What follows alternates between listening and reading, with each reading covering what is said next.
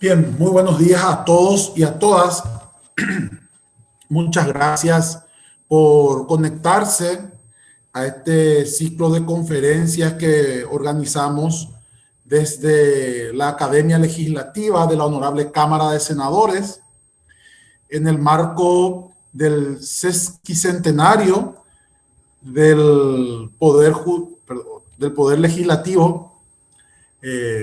Disculpen la costumbre, con el objetivo de abordar sobre los inicios y el proceso histórico del Poder Legislativo establecido en la Constitución Nacional de 1870 y para comprender el rol del Congreso Nacional como uno de los poderes que ejerce el gobierno conjuntamente con el Poder Ejecutivo y el Poder Judicial, en un sistema de independencia, equilibrio, coordinación y recíproco control. Esta modalidad de videoconferencia lo hacemos gracias a la colaboración de varias dependencias de la Honorable Cámara de Senadores. Nuestro agradecimiento a la Sala Técnica, a la Dirección General de Comunicación y a todos los compañeros de la Academia Legislativa que permiten que podamos organizar este evento. Así también un agradecimiento muy especial para cada uno de los participantes que nos vienen acompañando. En esta cuarta y última jornada del ciclo de conferencias que venimos organizando, vamos a tener el lujo de contar con la disertación del doctor Osvaldo Bergonzi con el tema El rol del Congreso Nacional durante la crisis política en la transición democrática. En nombre de nuestro presidente de la Honorable Cámara de Senadores, el senador Oscar Salomón, y el senador Fernando Silva Facetti, miembro de la Academia, damos de esta manera la cordial bienvenida al doctor Osvaldo Bergonzi, quien va a tener la disertación de la fecha, a modo de poder un poco presentar a nuestro ilustre disertante, el doctor Osvaldo Bergonzi. Nació en Asunción en un periodo muy interesante también de la historia política del Paraguay. Nació en el año 1944. Es abogado, recibió la Facultad de Derecho por la Universidad Nacional de Asunción, ejerció la profesión hasta el año 1989, asesor jurídico de la organización del Canda International Limited, una multinacional fiscalizadora de pavimentos. También fue columnista, ejerció el periodismo en el diario Noticias, en Canal 13, Radio Cardinal. También realizó trabajo para la Asociación de Propietarios de Radio y Televisión, entre otras organizaciones. Ejerció la docencia en varias instituciones educativas, como es la Universidad Comunero, el Centro de Adiestramiento de Servicio, la Universidad del Norte, la Universidad Columbia. Fue diputado nacional durante la transición democrática de 1989 al año 1993. Uno de los redactores del Código Electoral vigente y vocero del dictamen en minoría en el plenario de la referida Cámara en enero del año 1990, autor del proyecto de ley del gobierno departamental vigente, aprobado con modificaciones, también redactor de la ley de divorcio vincular vigente, miembro de la primera comisión investigadora del Congreso Nacional en el año 1992 a 1993, bajo la presidencia en ese entonces de otro gran ilustre también, el senador Gualdino Ramón Lovera. Por 2 años consecutivos ejerce la presidencia de la Comisión de Legislación y Codificación. Entre sus actividades privadas podemos mencionar autor del proyecto de ley de radiodifusión incorporado a la actual ley de telecomunicaciones, autor del anteproyecto de ley de electricidad contratado por el Banco Interamericano de Desarrollo, entregado al Viceministerio de Minas y Energía. En cuanto a las actividades internacionales, fue vicepresidente del Comité de Libertad de expresión de la Asociación Internacional de Radio y Televisión, delegado permanente ante la Sociedad Interamericana de Prensa, negociador en la cumbre del Mercosur sobre radiodifusores en el manejo de frecuencia, jefe de delegación en su calidad de presidente de la Comisión Nacional de Telecomunicaciones, CONATEL. Entre las actividades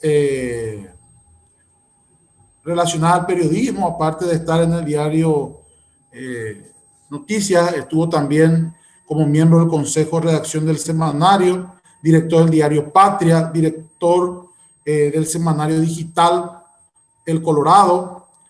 Otros cargos que ocupó en la administración pública, director de la vicepresidencia entre 1999 y el año 2000, asesor de prensa y comunicación presidencial en el Palacio de Gobierno, abogado defensor del presidente de la República, Luis Ángel González Maqui, en el juicio político, presidente de la Comisión Nacional de Telecomunicaciones, CONATEL, asesor jurídico del Ministerio de Defensa Nacional, asesor de la Comisión de Investigación de la Junta Municipal de Asunción y consultor de la justicia electoral en varios periodos. Aparte de tener varios trabajos, tiene un sinnúmero de publicaciones que quisiera también que la gente pueda conocer. Voy a citar algunos. El Círculo de San Fernando, una investigación histórica sobre los procesos iniciados durante la Guerra de la Triple Alianza. El Magnicidio Diagonal, publicada en el año 2001, sobre los sucesos que llevaron a la muerte del vicepresidente de la República, Luis María Argaña. Bernardino Caballero, El Auténtico, publicado en el año 2005. El Tesoro del Mariscal, publicado en una novela, también un hermoso aporte a la literatura, publicado en el año 2006. Y Los Herederos de la Espada, publicado en el año 2010, dedicado al proceso de la independencia del Río de la Plata, Chile y Perú, y la nueva visión geopolítica y militar. Ante esta presentación, doctor Bergonzi, en nombre de la academia, un lujo contar con su presencia, y el tiempo queda a criterio de usted.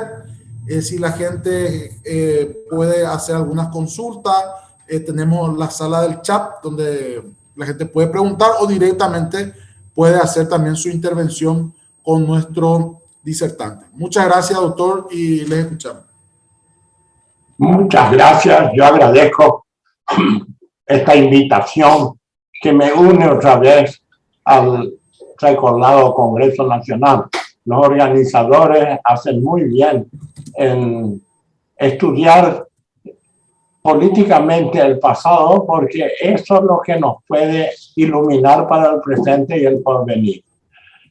Yo fui electo diputado en una época de transición en que fue eliminado el gobierno de Stroessner, y fuimos parlamentarios en donde hicimos gala de una unidad entre todos los actores, que eran colorados, liberales y federalistas. A pesar de tener nosotros una mayoría, nunca tuvimos un encontronazo con los opositores. Todo lo hicimos unidos en el ideal de nuestra patria querida, que es el Paraguay. Entonces, todo salió a pie juntillas, y entonces pudimos llegar a conformar un congreso muy interesante. Y lamentablemente comenzaron a haber tropiezos. El primero de ellos fue la imposición de Andrés Rodríguez como presidente a pedido de los llamados Carlos, que eran los que llevaron adelante el proceso. Yo fui un diputado que entré con el movimiento ético y doctrinario fundado por Carlos Romero Pereira, y también participó el Mopoco y ANRER y el Mopocona, que era liderado por Enrique Riera Padre, que ya fallecido. Se estableció un cronograma de trabajo que nos permitió aprobar numerosas legislaciones, especialmente el código electoral que comenzamos a redactar con una gran comisión conformada por numerosos integrantes de la Comisión de Legislación y de Asuntos Constitucionales, en el que ya han desaparecido lamentablemente muchísimos y quedamos solamente sobrevivientes el doctor José Antonio Moreno Rubinelli, que presidía esa comisión, y el que le está hablando. Entonces han desaparecido Óscar Facundo Ifán, Augusto Brum, Juan Manuel Benítez Florentín y varios otros. Y quedamos solamente, como dije, 2 que estamos sobreviviendo. Este incidente fue más bien de afuera, no de adentro. Nosotros teníamos el convencimiento que teníamos que marchar unidos, colorados, liberales y febreristas, que fueron los integrantes de aquel congreso. Yo lo tuve como compañero a Ricardo Lugo Rodríguez, que creo que falleció hace poco, y era otro de los integrantes de esta comisión. Bueno, entonces de afuera digo, porque se comenzó a hablar del voto directo y del voto de convencionales de los diferentes partidos y movimientos políticos. Los partidos controlaban el voto a través de una convención y ponían a los que consideraban buenos legisladores. Y el voto directo era ceder esa acción de los partidos políticos a poder instalar cada uno, si pudiera, un número de participantes, y en forma directa se tenía que votar y ya no intervenían los partidos políticos. Es decir, ya no podían las convenciones de los partidos nombrar, y solamente el voto directo. El voto directo, que era dar atribuciones al que se presentara con una lista. Esto ocasionó un error en nuestro accionar. Digo error porque yo fui el vocero de la comisión en minoría y el doctor Ángel Roberto Seifer fue el vocero en la comisión de mayoría. Ellos defendieron a los partidos políticos y nosotros lamentablemente confundimos un poco y fuimos llevados por el entusiasmo que el voto directo, porque hablaban de los partidos ya, los que se adueñan de los partidos y se dictan las listas. Y entonces, con este sistema directo que aplicábamos, habríamos la posibilidad de que cualquiera podría presentar un listado. Pero no nos dimos cuenta que con esto estábamos empujando solamente a gente con mucho dinero que podían solventar este voto directo. Y así fue que quedó un empate en 35 votos por cada sector, los del voto directo y los de los votos por convencionales. Uno de los que tenían que votar por el tradicionalismo y por el conservar, digamos, la facultad de que los convencionales constituyentes, los constituyentes de los partidos dictaran quiénes iban a formar el parlamento, viajó al Japón invitado y quedamos 35 y 35, porque antes eran 72 diputados. Y así fue que Miguel Ángel Aquino, que era presidente de la Cámara de Diputados y presidente del Congreso, se vio obligado a votar, a desempatar este 35 por 35. Y fue así que votó por el sistema del voto directo que teníamos redactado nosotros en la comisión.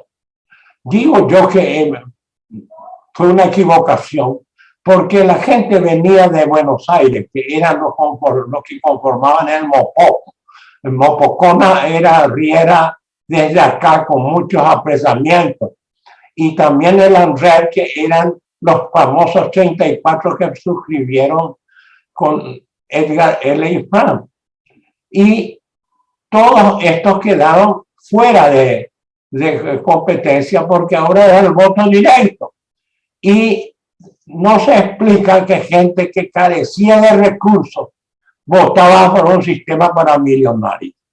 Esta fue una entrevista que me hizo la esposa de Laíno cuando trabajaba como periodista en el diario Noticias. Y yo ahí hice un reconocimiento de nuestro error. Bueno, comenzaron los incidentes con este tema. También comenzaron con el desconocimiento, como yo te había adelantado, del doctor Argaña, que tenía que ser el presidente, y al final los Carlos impusieron la presidencia de Andrés Rodríguez. Pero el entusiasmo era grande porque había caído el dictador. Y entonces incluso Laíno fue a la convención colorada a felicitar al partido, al tradicionalismo que había logrado lo increíble que era desplazar al gobierno anterior. Mucha gente se preguntaba cómo era posible que el general Andrés Rodríguez le hiciera un golpe a su consuegro. Esto hizo que cuando estaba detenido en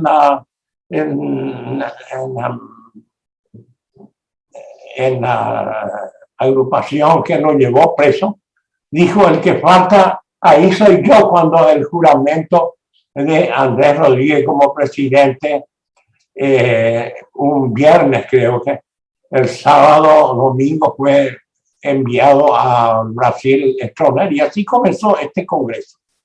Este es un congreso que, vuelvo a repetir, fue muy unido y hemos trabajado muy bien.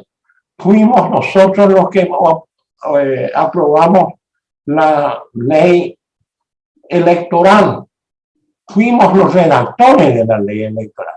También la ley de tributación, el código tributario. También el código que lo ayudábamos al desaparecido doctor Dini Fruto en la redacción de un código rural. Es decir, fue un congreso que trabajó muchísimo. Nosotros ganábamos $900 en total. Saqué ya los cálculos para hacer los cálculos actuales. O sea, $900 serían 9 por 7, 6.300.000 de ahora, con lo que ganan actualmente los señores miembros del Congreso, que creo que andan por los 30 millones. El dólar no se devaluó tanto como para que se llegue a esto. Pero, en fin, así nosotros trabajábamos, incluso durante las vacaciones, no hubo vacaciones, y tomábamos un cocido con galletas Coquito, que era lo que podía pagar el Parlamento en aquel entonces. Y fuimos trabajando hasta concluir el código electoral, que después sufrió algunas modificaciones. Pero la primera modificación es el del voto directo, que ahora pueden hacerse listas a contrario imperio de lo que puedan hacer los partidos políticos. Este fue uno de los incidentes. El otro incidente tuvo lugar en la caballería. Lino Oviedo desconocía al presidente Guasmosi y se rebeló. Y el presidente Guasmosi lo enjuició por medio de un tribunal militar. Pero Lino Oviedo se presentó al palacio diciendo de que era el nuevo asesor, cosa que no ocurrió. De cualquier manera, el fraude que iba a ser cometido ya estaba en su cabeza. Y entonces Guasmosi lo enjuició y lo metió en la cárcel, en Viñascue. Esto produjo, cuando iba a venir el cambio, esto produjo una gran reacción. Y al final vino el señor Gaviria, que era el que estaba al frente de la OEA, y se hizo una transmisión y Gino Oviedo se presentó y firmó su destitución como jefe de las fuerzas militares, y todo quedó en aguas de borraja y quedó más o menos salvada esa actitud hostil del jefe de la caballería. Así deja la caballería, pero después Wasmosy lo enjuicia y sigue ese juicio. Entre tanto, nosotros seguíamos trabajando en las comisiones y veíamos los acontecimientos un poco abiertos, excesivamente abiertos. Esa fue otra equivocación. Tanto opositores como los colorados que colaboramos para la eliminación del gobierno autoritario anterior, fuimos muy contemplativos con la gente del gobierno que salía, y no tomamos las precauciones de casarle todo el dinero que todo el mundo decía que era un dinero mal habido. Y fue así que incluso lo nombramos jefe de seguridad a uno de los personeros del régimen anterior. Esto quizás venía a cuento porque nosotros los que éramos de los contestatarios teníamos motocicleta en la puerta y nos controlaban desde que salíamos de nuestros hogares hasta que llegábamos. De tal manera que vino un entente, vamos a decir, entre los cuidadores de los contestatarios al extremo de que nace una relación, hasta si se quiere, de amistad. Yo, por ejemplo, le decía a mi motociclista, al jefe de los motociclistas que me seguían, yo voy a irme a tal parte y de tal parte voy a volver a mi casa, cosa que después ellos colaboraban y veían que uno cumplía. Pues González Casabianca, ya fallecido, cuando venían días de lluvia, venían 3 o 4 motociclistas atrás de él, y entonces él salía a pasear los días de lluvia y obligaba a que se mojen los motociclistas. Eran cosas que veníamos comentando, todos nos reuníamos en un lugar, en una confitería muy conocida, en donde tomábamos café y el dueño nos daba una acogida muy buena. La gente no nos saludaba, íbamos por la calle y algunos amigos cruzaban la acera para no vernos, hasta que vino este golpe y volvimos a ser seres humanos que teníamos que ser tratados como tales. Bueno, así se llega a un extremo muy grande, que es lo que resulta de este apresamiento del señor Oviedo, a quien fue dado de baja por un tribunal militar.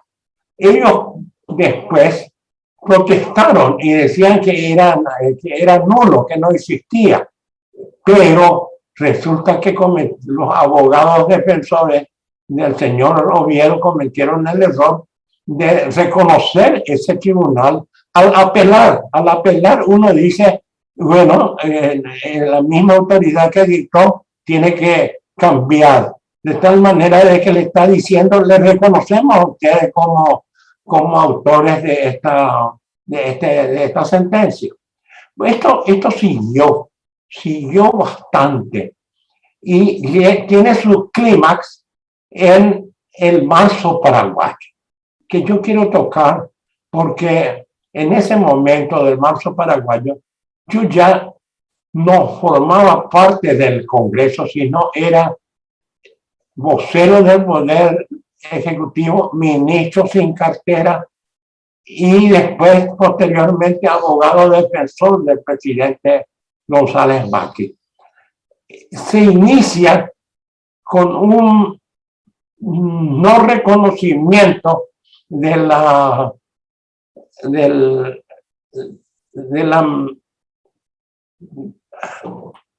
resolución de este tribunal militar.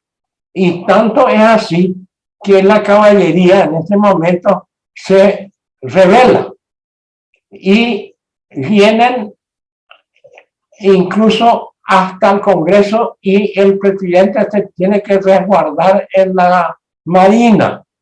Y ahí uno de los que vienen con las tanquetas, que fue todo filmado, esto hay filmaciones, si ustedes quieren pueden revisarlo.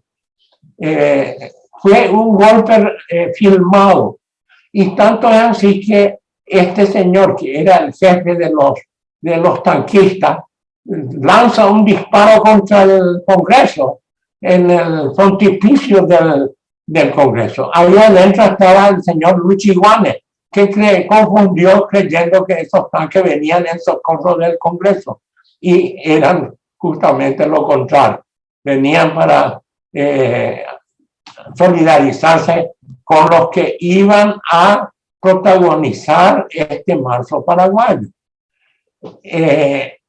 El presidente electo en ese momento, que venía ejerciendo el cargo, que era el Raúl Cubas Grau, que fue puesto por Lino Oviedo, desconoció a la resolución de ese tribunal e incluso fue hasta la Corte. La Corte se vio obligada a intervenir debido a que el tema se había judicializado y reconocido la autoridad de ese tribunal. En ese momento también los militares retirados coparon la caballería y ellos estaban dirigiendo ese golpe. Y el tribunal militar posterior, conformado ya por el presidente González Macri, lanzó una resolución en donde investigaban todos estos hechos. Y fue así que el doctor Wildo Rienzi reiteró al presidente Cubas que tenía que cumplir y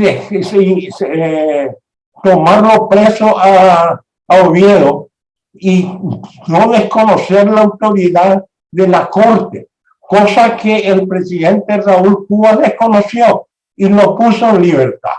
E incluso se lo vio a Lino Oviedo entre las rejas con un abogado que vive todavía, Isidro Melgarejo, que fue un abogado circunstancial que no se complicó con la cuestión fundamental.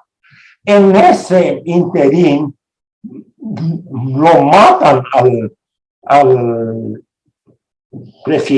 vicepresidente de la República. Se comete un magnicidio, el segundo magnicidio en la historia política del Paraguay. Ya se había iniciado un juicio político contra Cuba por el desconocimiento que hacía de la Corte Suprema de Justicia, la cual tenía jurídicamente la potestad de legislar.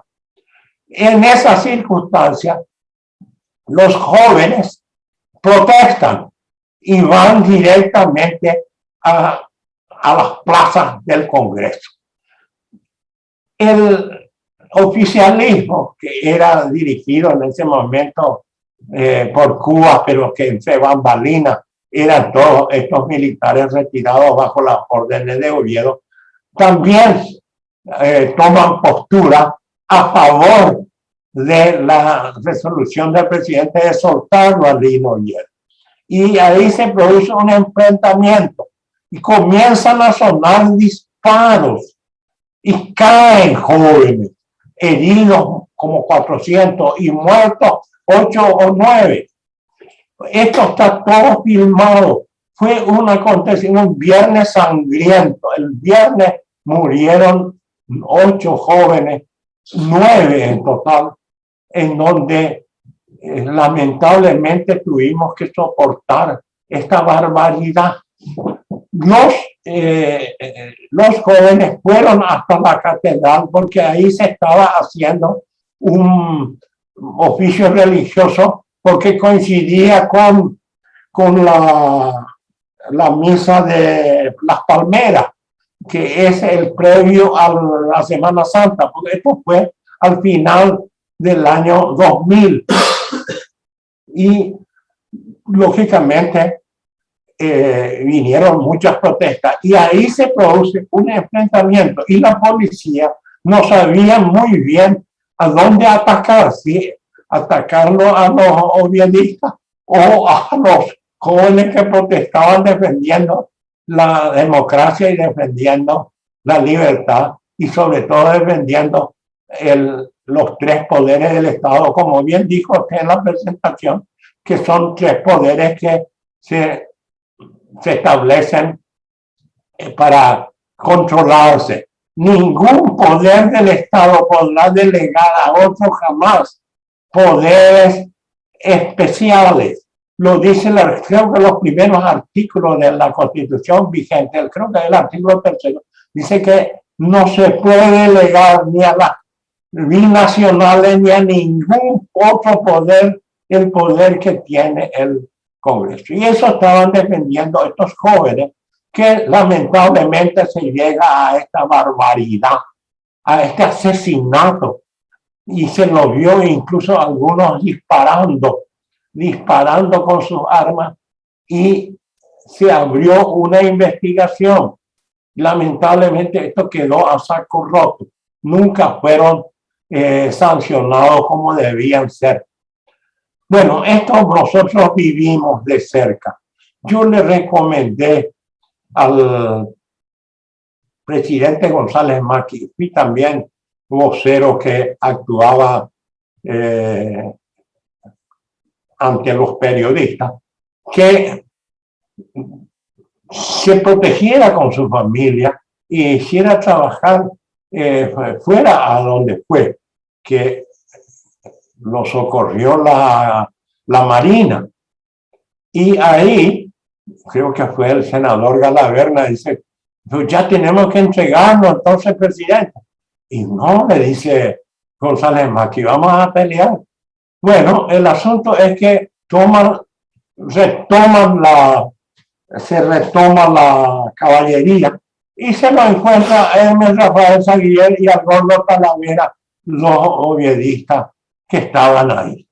Lógicamente el presidente le ordena al ministro de Defensa, que era Nelson Argaña, que los aprese. Y Walter Bower vino y tomó la medida, y que este es un juicio que duró hasta hace poco, porque los derechos humanos no prescriben. Y entonces estos detenidos policías alegaron que eran sus derechos humanos, y esto siguió, y se postergaba siempre el juicio, y después finalmente se llevó adelante. Bueno, vino la intervención del presidente, y un periódico, un matutino que quería dirigir todos los hechos del Paraguay, lo protege a Hermes Rafael Zaguier y lo convierte en su vocero, que podía escribir incluso contra el presidente. Y el presidente, en un viaje, encontró que se cambió en la Argentina. Menem perdió las elecciones y Dualde, un presidente interino, hubo como 7 renuncias de presidente.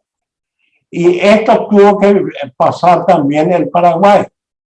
Hasta que Dualde, que ejerció interinamente la presidencia, lo elige al gobernador de la provincia de Santa Cruz, el señor Kirchner, y este pasa a ser el candidato. Bueno, en ese interín sube el presidente que le decían en un programa, incluso le decían Chupete, que era el que verdaderamente era el presidente.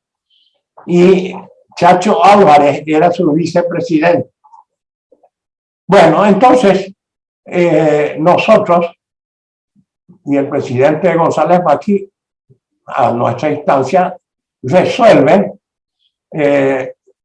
seguir la investigación. Y los militares retirados se apoderan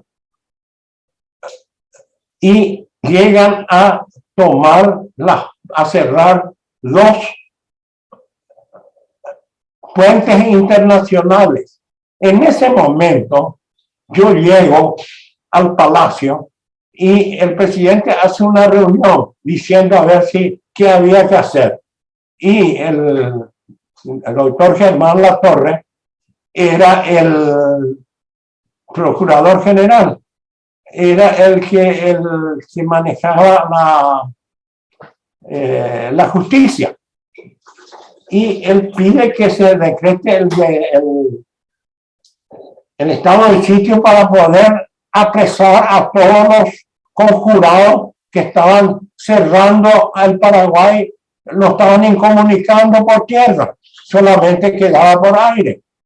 Bueno, entonces ahí posterga la reunión González Maqui y nos vuelve a convocar y tomo la palabra allí y le digo, señor presidente, todos los hechos que sucedieron en el Paraguay se resolvieron en las plazas del Congreso desde su independencia, desde su declaración en donde se desconocía la intervención de la Argentina. Nos independizamos de España y de la Argentina al mismo tiempo.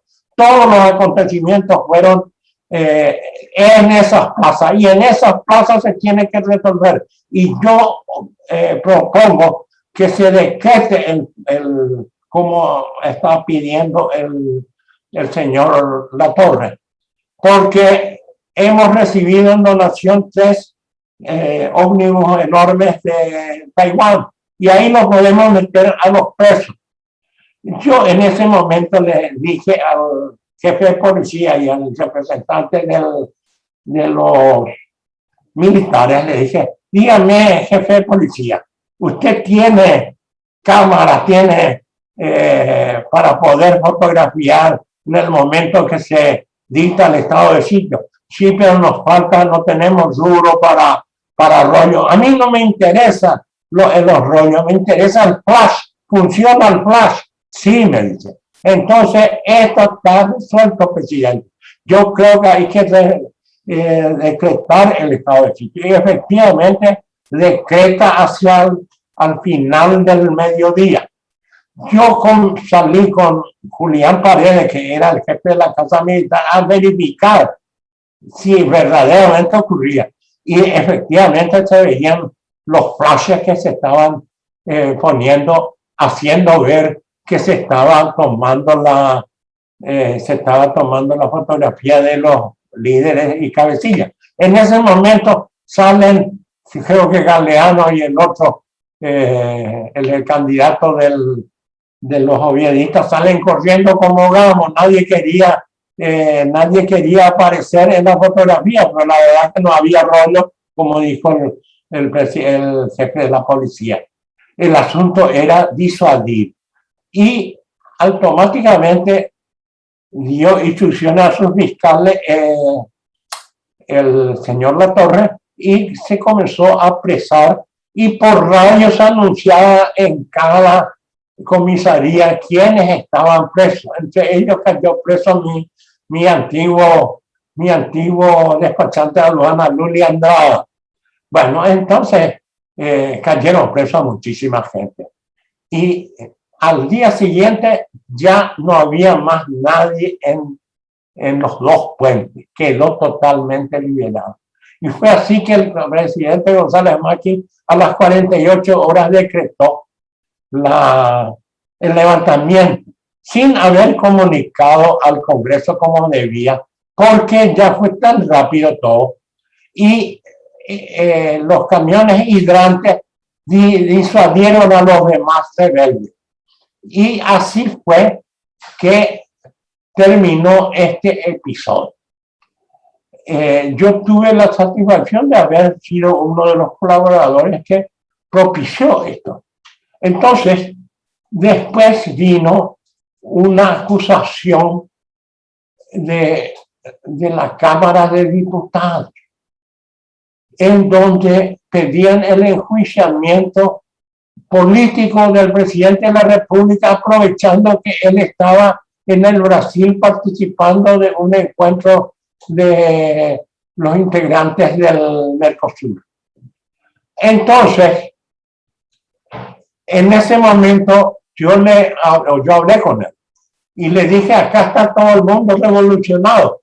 Y venían los periodistas a pedir información. El presidente decidió resistir y me nombra a mí abogado defensor juntamente con su hermano. Y así enfrentamos a este otro incidente importante.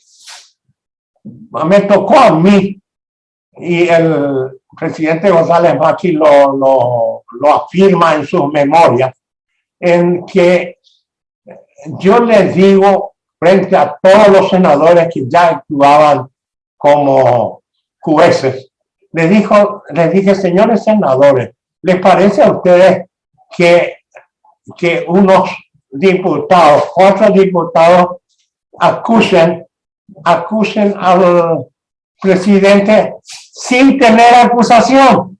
¿Qué son ellos? ¿Son acaso jefes de plaza? ¿Son acaso los llamados a acusar en una numeración que supuestamente aparece González, el hermano de este González Lara que está procesado, en donde comunica al presidente que ha sido aceptada la acusación con votos de diputados? Entonces, ahí yo le señalo también que la acusación tenía muchos verbos hipotéticos. Sería, tendría, podría. No había una acusación directa. Entonces yo me tomé el atrevimiento de pedirle ahí delante de todos los senadores al señor Riquelme, ¿me vendería usted, señor Riquelme, su cervecería por 10 millones de guaraníes? Se escuchó por lo jamás, porque nunca, si un precio vil voy a vender eso. Bueno, con eso demostré que también adolecía de defectos la acusación. Y el presidente, que seguía de cerca con la señora que era la secretaria general, viuda hoy de Centurión, Estela Samaniego. Estela Samaniego le decía, Bergonzi es así, usa la ironía. Y González Macri decía, no, yo quiero seguir hasta el fin, y acá parece que va a haber un incidente. Felizmente yo no planteé el incidente para demostrar que no veníamos con el ánimo de enfrentarnos a ningún poder, sino para demostrar que éramos inocentes, era inocente el presidente. Bueno, esto siguió, y al final viene el José Ignacio, que era mi compañero, y me dice, están planteándome a mí para que aceptemos modificaciones del llamado a juicio político. Es decir, era un juicio reservado y querían hacerlo público, convertir en un circo. Y yo les dije, estoy totalmente en desacuerdo de convertir este juicio político en un circo. Pero al final tuve que aceptar porque vino, digamos, esa aceptación y se convirtió en un verdadero hazmerreír. Antes de la votación podían hablar todos los senadores. y todos despotricaban contra González Maki.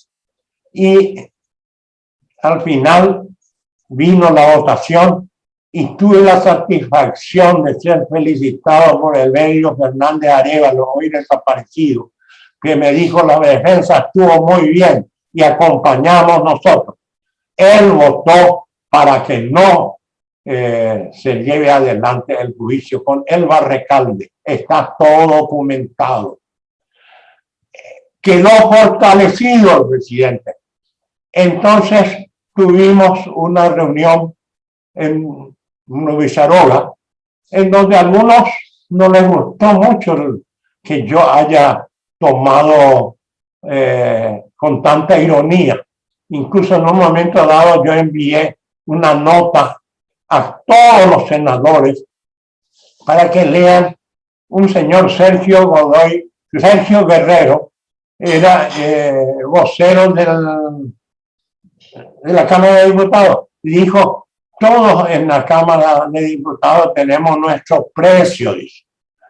Y entonces dijo, yo expresé, ya lo dijo Guerrero, igual que mi chofer Guerrero. Y eso tomó con gran hilaridad. La verdad que mis intervenciones producían unas carcajadas fantásticas. Y una reportera de un diario dijo: fue un aburrido juicio político, salvo el humor de Osvaldo Bergonzi, el abogado defensor.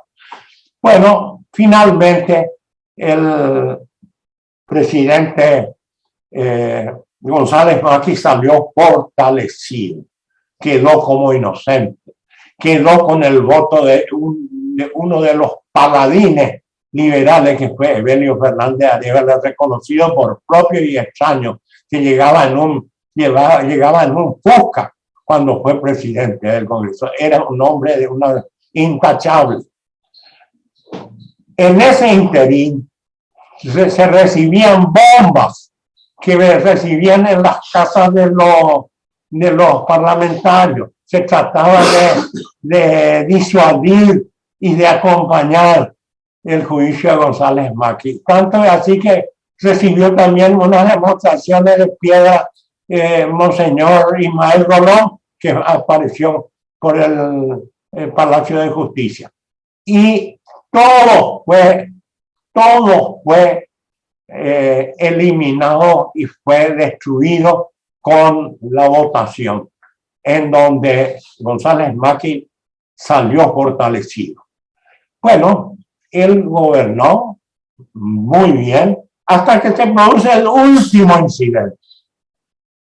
Yo en ese momento participaba muy activamente y el señor Galaverna organiza una inauguración del Congreso que había sido construido por el señor Galeano, pero que tenía ahora el señor Galaverna, era nuevo presidente del Congreso, y organizó y no le invita al presidente González Maki. Yo le digo al presidente: tiene que asistir, y su secretaria le insta para asistir, a pesar de que no ha sido invitado. Y llega antes y me saluda, nos saludamos, y entra en el lugar donde estaban los que iban a inaugurar el Congreso. Estaban invitados miembros del cuerpo diplomático y quedan gratamente sorprendidos con la presencia del presidente de la República. Y los inauguradores de ese Congreso tienen que reconocer la presencia del presidente. Bueno, este fue el último de los procesos que sufrió este Congreso, en el cual yo fui primeramente diputado. Manejamos con total honradez. Yo ejercí por 2 periodos consecutivos la Comisión de Legislación, numerosas leyes, con un presupuesto mínimo y como ya había dicho, tomábamos cocido con galleta coquito y con un mozo que lo contrataba el presidente José Antonio Moreno Ruffinelli con el mínimo presupuesto que tenía. Y así, y a veces éramos servidos por ujieres de la Cámara de Diputados o de senadores para atendernos en el servicio del cocido y la galleta coquito. Bueno, los tiempos han cambiado, sin duda. González Macchi nombró a Ashwell y a Federico Sayas y finalmente recibió un aliento con el nombramiento de José Antonio Moreno Ruffinelli y también con Alcides Jiménez, que se hizo cargo del presupuesto de Hacienda, porque no se tardaba como una semana para cobrar los sueldos, porque vino el corralito argentino que decía que 3 pesos argentinos era igual a $3, cosa que no fue cierto, y se capturaron esos ahorros del pueblo argentino. Y en el Brasil, José Sarney declaró prácticamente una cesación de los verdaderos precios. Y era así que los paraguayos copamos en un momento dado Camboriú, cuando era tan barato todo era tirado, que cualquiera podía ir a pasearse por Camboriú. Bueno, más o menos con esto termino mi actuación y quiero recomendar que, como había dicho al principio, es bueno conocer el pasado político porque con eso podemos manejarnos bien en el presente y en el porvenir. En este momento todos queríamos, y creo que hasta ahora, y senadores y diputados actuales desean eliminar las listas sábanas. Pero el proyecto que fue aprobado, lamentablemente, nadie entendía. Era tan complicado que ninguna lista apareció donde conseguían aparecer en mejores lugares los que eran propuestos por los electores. De manera que no fue culpa de nadie que haya fracasado. Era muy difícil conseguir una eliminación. Yo tuve la satisfacción de presentar un proyecto donde no iba a costar nada, iba a ser 0 costo. ¿Por qué? Porque era un proyecto en donde planteaba el voto uninominal y es así que en la capital se podía separar San Roque de otros, Recoleta y varios otros lugares, y se podía unir con senadores y teníamos ya en menos de un año una reforma parcial de tal manera de que las listas sábanas ya no incidían tanto. Y lamentablemente no fue atendido eso y todos creyeron que este proyecto actual era lo mejor. Pero todo el mundo tenía ganas de que las listas sábanas sean eliminadas. Yo vuelvo a reiterar al actual Congreso que está en pie mi oferta de conseguir sin ningún costo. Creo que a los medios no les gusta tanto el proyecto porque ya al haber una sección electoral uninominal ya no se justifica una publicidad enorme como la que estamos acostumbrados. Es decir, esto posibilita un mejor mejor. Renovación. Es una mejor renovación. Bueno, la verdad es que esto está en pie y todo el mundo quiere que el voto, las listas sábanas desaparezcan. Lamentablemente no pueden desaparecer porque son complicadas. El elector no aprendió muy bien, prácticamente tenía que decir su nombre. Y bueno, nosotros cumplimos en presentar nuestro proyecto humildemente y lamentablemente no fue atendido, pero sigue en pie y esto puede ser perfectamente atendido. Bueno, esto es todo lo que puedo decir. Doctor Bergonzi, realmente, como le dije, nos quedamos cortos. Poder en tan poco tiempo tratar de explicar todo ese proceso que fue la transición, como bien lo manifestó usted, cómo el Congreso cumplió y sigue cumpliendo ese rol tan importante de contraponer administrar las crisis políticas o ser el epicentro de esas crisis políticas, como usted bien lo manifestó, que no es que se generó en el Congreso, o sea, en el Congreso se encuentran esos actores, se encuentran esos momentos, y finalmente el Congreso es el que comienza a administrar, ¿verdad? Y como bien usted lo fue mencionando, en diferentes procesos, con diferentes actores, y que eso también trajo consigo, digamos, la crisolación de nuestra democracia. Hoy, evidentemente,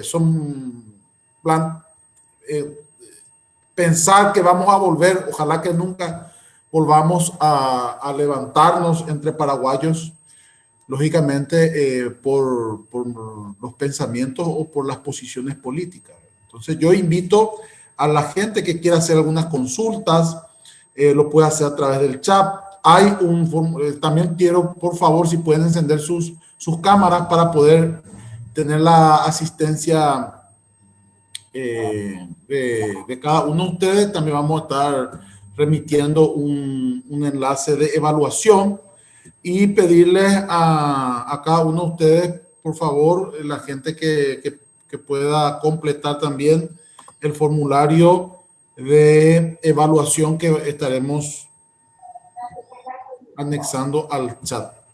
Algunas consultas, no sé si ahí también el doctor Adalberto que permitió tener este contacto con usted, o alguna de la gente que quiera hacer intervención, ya sea en el chat o los micrófonos están habilitados para eso.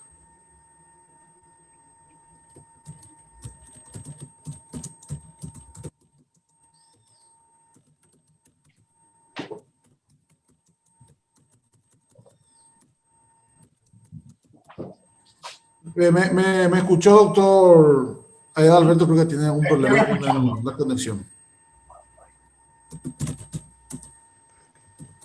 No sé si se me escucha. Ahí, perfecto, perfecto. Sí, quería preguntarle al doctor Osvaldo Bergonzi, con quien compartimos aquella camada de parlamentarios de la transición, cómo se fue produciendo, digamos, la menor participación y el protagonismo casi ya muy leve de las Fuerzas Armadas, porque las Fuerzas Armadas han tenido la hegemonía por mucho tiempo de incidir en las decisiones políticas de los gobiernos.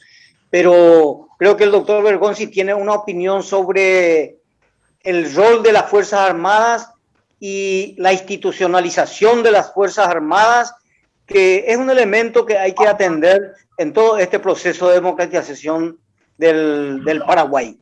El rol de las Fuerzas Armadas y su accionar ya más pasivo en los últimos acontecimientos políticos de las crisis políticas producidas en el Paraguay.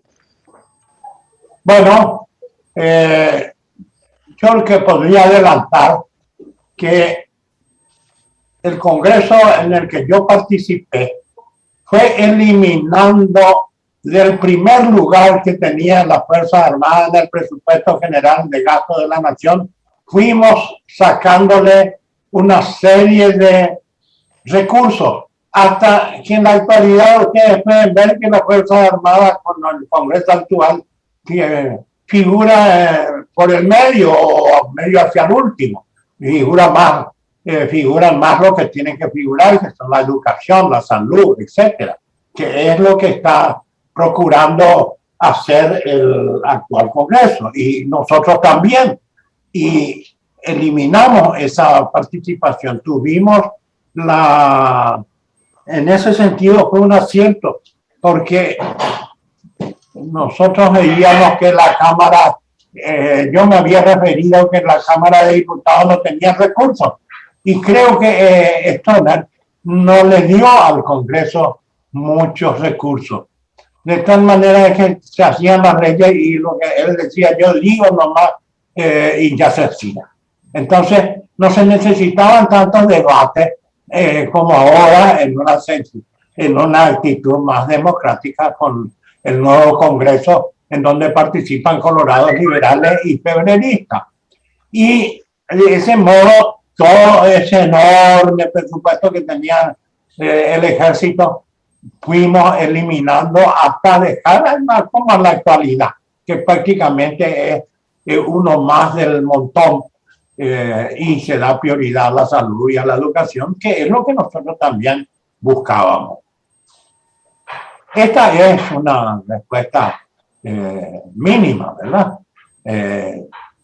Ese Congreso no era antimilitarista, pero dio la casualidad de que los que estaban llamados a pasar al retiro en masa, porque se llamaban gerontocracia porque eran todos generales de 70, 80 años que seguían ejerciendo sus cargos, y dio la casualidad que también el movimiento del tradicionalismo fue desplazado y los militantes eran los que dominaban la situación, de tal manera de que por un lado un sector del Partido Colorado era desplazado y por el otro lado los militares también estaban esperando ser pasados al retiro. Se produjo una unión circunstancial entre civiles y militares que terminó en el 2 y 3 de febrero con la eliminación de Stoner.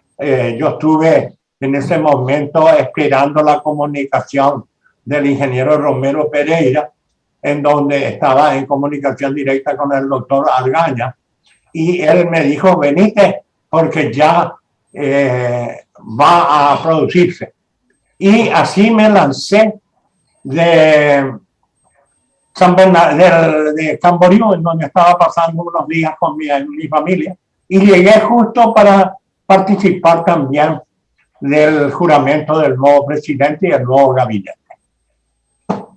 Esa es una respuesta para el pedido que me hiciera el distinguido amigo Mongelos. Seguimos entonces con las consultas, a ver si la gente también quiere hacerlo de manera pública o quiere hacerlo a través del chat. También remitimos ahí, primero, el formulario de asistencia y segundo, el formulario de evaluación, que es muy importante para nosotros. Doctor Bergonzi, de tantas consultas que me gustaría hacer, porque lo que buscamos a través de la academia es justamente poder registrar y a la vez recurrir a las fuentes que tenemos todavía de este proceso y del rol que el Poder Legislativo le toca en este proceso de transición, ¿verdad? Ya que usted tuvo ese bagaje, las otras crisis que tuvimos recientemente, ¿cuál es su opinión en referencia a estas crisis políticas que tuvimos ya posterior a lo que a usted le tocó de cerca cuando mencionaba el último proceso que le tocó con González Macri, el gobierno de González Macri, y las siguientes crisis que a usted le tocó ya ver, o cuál es su interpretación o su opinión? Finalmente, ojalá que en Paraguay ya no tengamos ese tipo de crisis y que podamos realmente terminar de una vez la transición democrática, ¿verdad? Entonces, ¿cuál es su opinión al respecto? Tengo que hablar. No, ¿cuál de las crisis se refiere? Bueno, yo quería aclarar cuál de las crisis. La crisis que yo actué ya expliqué. Ahora me está usted preguntando en la actualidad, ¿verdad? ¿Qué Sí, piensa? al menos los últimos periodos. Tenemos el caso del juicio político del presidente Lugo, tenemos el intento de juicio político al gobierno actual. Lo de Lugo, todo lo que vino después. Bueno, el que vino a suceder, el señor Guasmosi, fue una persona que, si bien él dijo que nunca él estuvo metido en ningún fraude, hubo confesores de fraude, Riquelme, Galaverna, reconocieron a la panadería. La panadería era conocida por el tradicionalismo como el lugar donde se cambiaban los votos de la caballería y el señor Podestá volvía a traer. Bueno, después de Guasmosi viene la traición al Partido Colorado de parte del señor Duarte Fruto, que, repito, fue un presidente minoritario que solamente tuvo 32%. Los opositores tuvieron 58%, pero se dividieron entre Larinos, el Caballero Vargas y otros, y hicieron que dividieran sus fuerzas. Ya tenía que haber tenido la oposición, haber tenido el gobierno en el 2000, al sucederle a Guasmosi. Entonces, eso hizo posible que se dieran una serie de circunstancias que cambiaron totalmente el sistema que teníamos, en donde no existían las ONG, que son organismos no gubernamentales, pero que no asumen ningún compromiso ni civil ni penal y quieren darse ínfula de dirigir las cuestiones que el gobierno es el que tiene que dirigir y no estas ONG.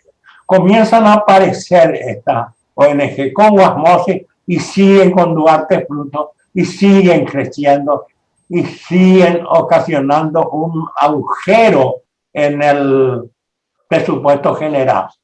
Y esto hizo que aparecieran, que desplazaran a los caudillos políticos, desplazaran los operadores políticos. Aparece el operador político, que es el que convoca a la gente, convoca a los dirigentes y hace que aprueben cosas que ellos tienen mucho interés pecuniario, y también los dirigentes.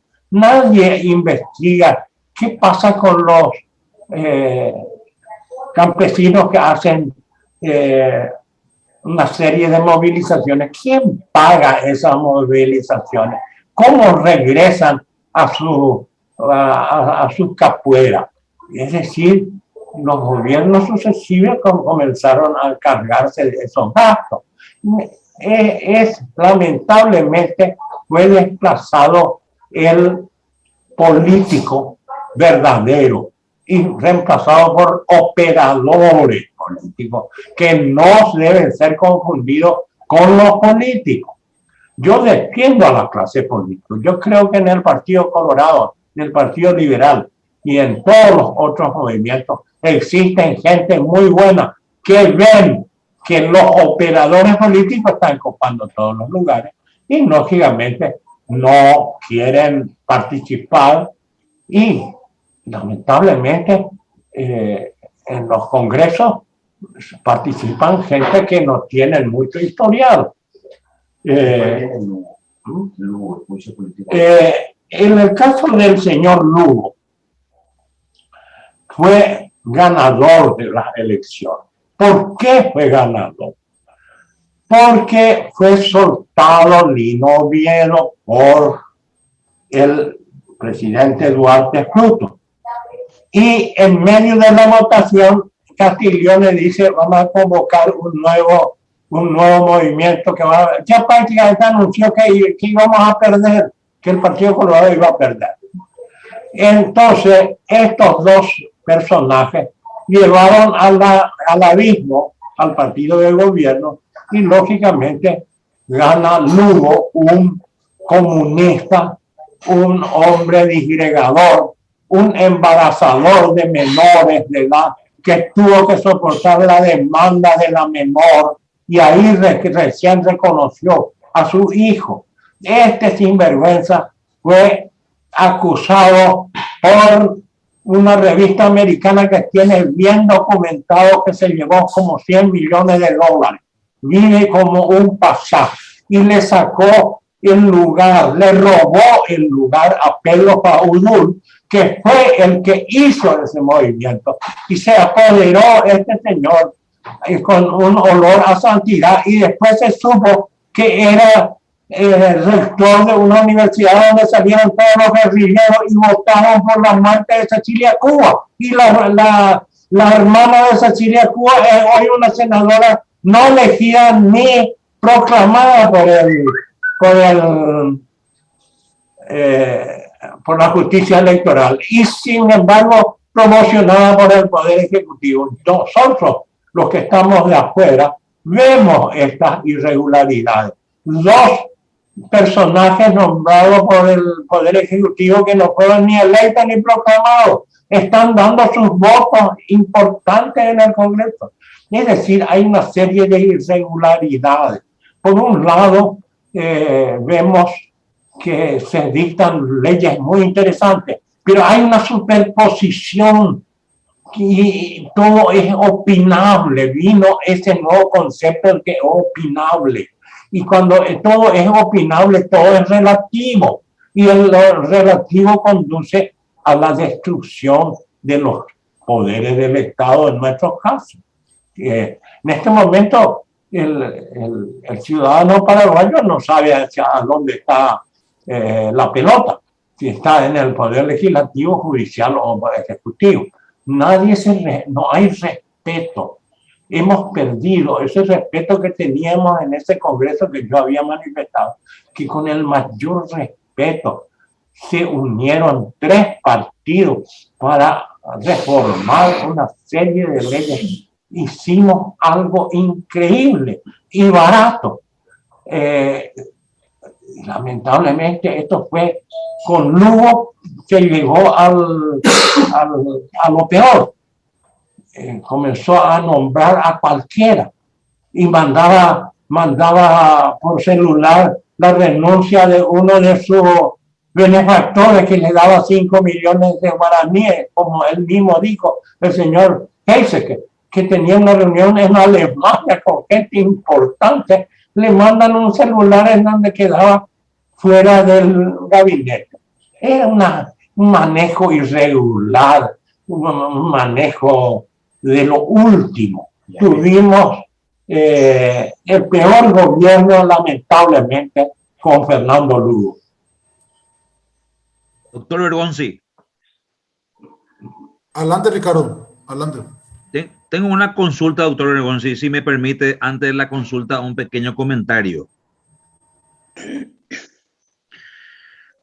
¿Cuál era el negocio del oviedismo de asesinar al vicepresidente Luis María Argaña si ellos estaban en el poder? ¿Por qué asesinarlo?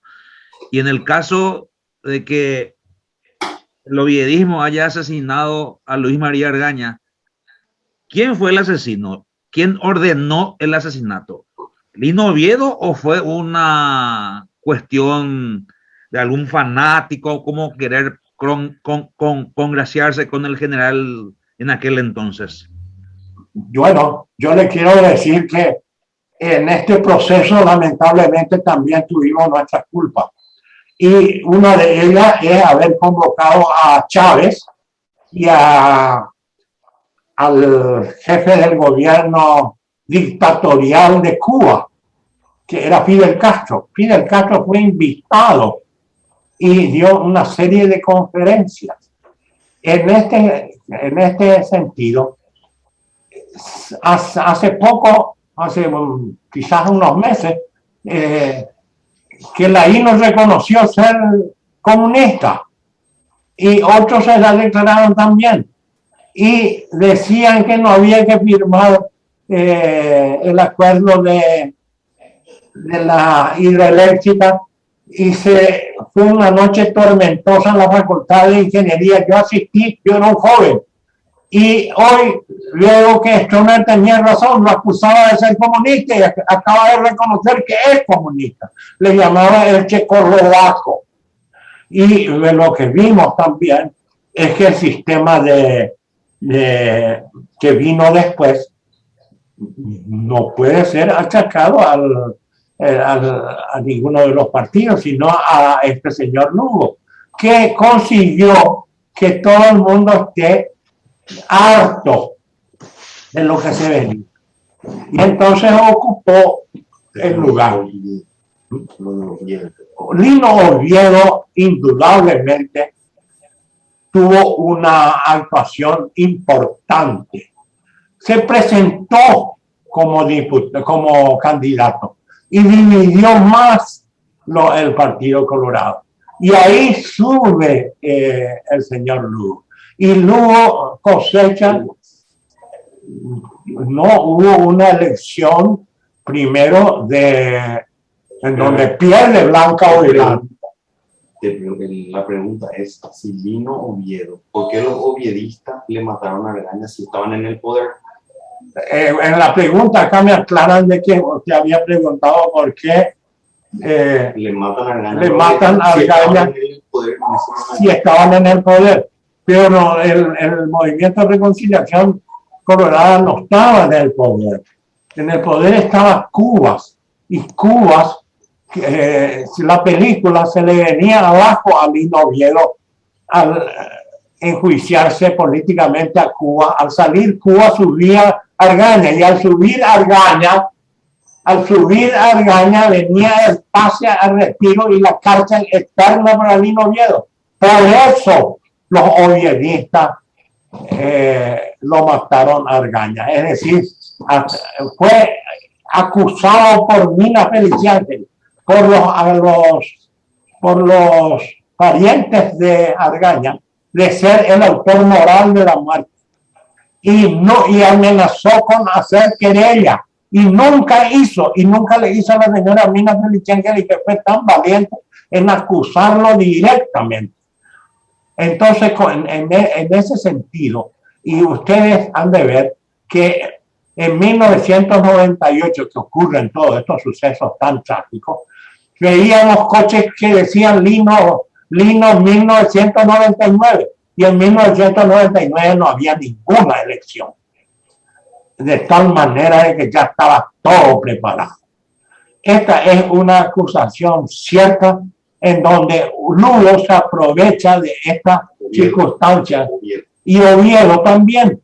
Entonces, esta es mi respuesta.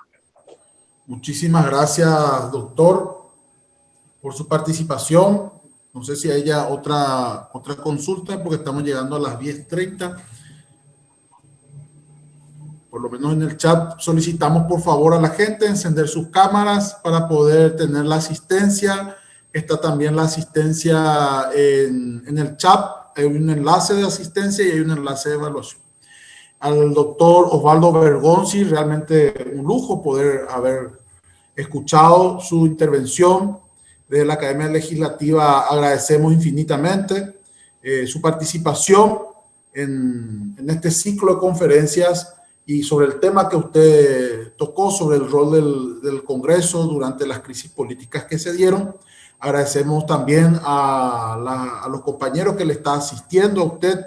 Creo que es su hijo el que está también ahí ayudándole en esta mañana.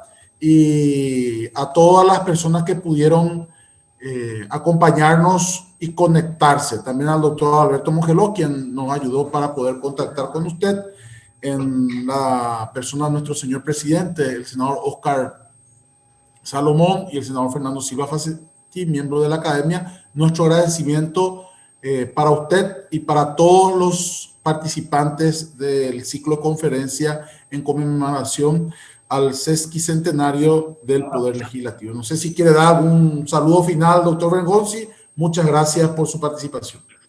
Bueno, mi saludo final es felicitarlo a todos los organizadores. Al señor Mongeló lo conozco porque es un ajedrecista, y también al señor Alancho Ramírez, que propició mucho el ajedrez y lamentablemente su proyecto no fue aprobado. ¿Cómo necesitamos el ajedrez en los colegios?